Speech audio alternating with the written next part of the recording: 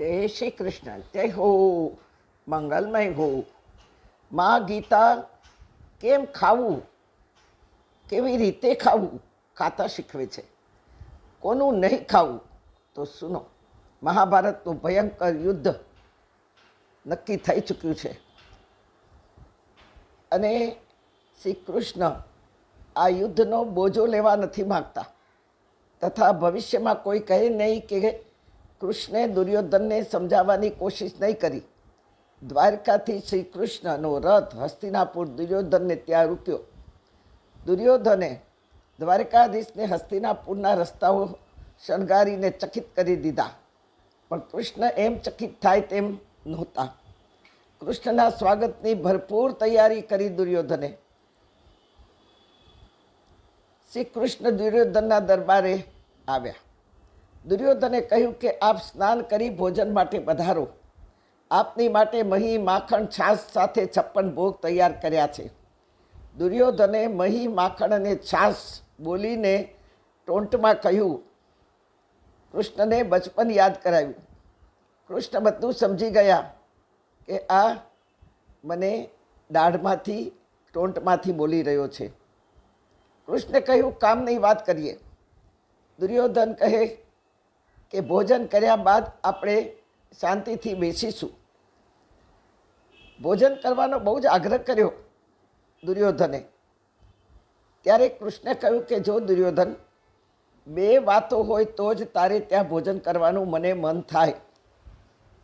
એક તો મારી દ્વારિકામાં અન્ન ખૂટ્યું હોય તો મારી દ્વારિકામાં હજી અન્ન ખૂટ્યું નથી. બીજું, તને ભોજન કરાવવા જેટલો અંતરમાં પ્રેમ હોય તો જ મારું મન ભોજન કરવા તૈયાર થાય અને મારું મોઢું ખુલે. મારે ત્યાં અન્ન ખૂટ્યું નથી કે નથી તને આતરડાનો પ્રેમ કે મારું મોઢું તારે ત્યાં ખુલે. આપણે કૃષ્ણ ભક્ત છીએ ને, કૃષ્ણનું અનુકરણ ન કરી શકીએ. કૃષ્ણે આ તજી દીધું. આપણે સગા સંબંધીઓને જાણીએ છીએ કે આપણી ઉપર કેટલો પ્રેમ છે, અને આપણે એમનું ભોજન કે એમનું આમંત્રણ તજી શકીએ ખરા? કારણ કે આપણે ત્યાં હજી કાલે જ પ્રસંગો આવવાના છે, બાકી છે.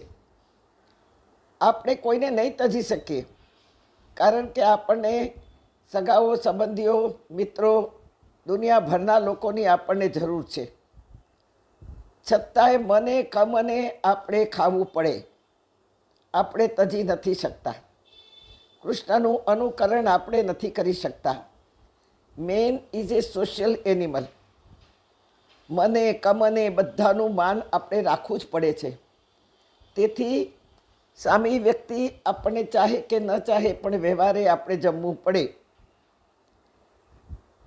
તેથી વચ્ચેનો રસ્તો આપણા ઋષિઓએ કાઢ્યો કે જેવી અન્નની થાળી પીરસાય કે એક પણ દાણો ચાખ્યા વગર મંત્ર બોલીને પછી જમવું, ભગવાનનું નામ લઈને પછી જમવું, જેથી એ અન્ન ઉપર હવે પીરસનારનો, આપનારનો અધિકાર નથી. હવે એ અધિકાર ભગવાનનો છે. આપણા ઘરનું ભોજન ખાઈએ ત્યારે પણ ભગવાનનું નામ લઈને જ જમવાનું, કારણ કે રસોઈ કરનારનું મન, વિચારોની અસર ખાનાર પર ન થવી જોઈએ. જેથી જેવું અન્ન તેવું મન, જેવું મન તેવું કર્મ, જેવું કર્મ એવો જન્મ. હવે માં ગીતા સ્વયં કહી રહી છે, યાતયામમ ગતરસમ પૂતિ પર્યુષિચંતયત ઉચ્છિષ્ટમ વિચામેદ્યમ ભોજનમ તામસ પ્રિયમ. જેના પર એક પ્રહર વીતી ગયું હોય, યાતયામમ, જેના રસો ખલાસ થઈ ગયા હોય, તેવું અન્ન ખવાય નહીં. આપણે કહીએ માં એ નિયમ અમે નહીં પાળી શકીએ. અમને તો બધું જ ફ્રીજમાં મૂકવાની ટેવ છે. આ ટેવ છૂટાશે નહીં.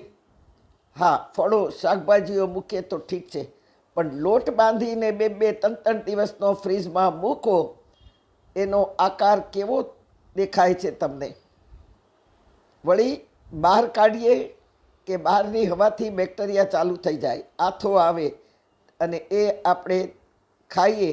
લીવરના દર્દો વધ્યા છે, આપણે અને ભગવાન બંને પાર્ટનર છીએ.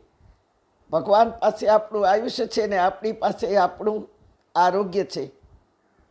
ગીતા આ અગાઉ ઉચ્છિષ્ટ શું છે તે પણ સમજાવશે.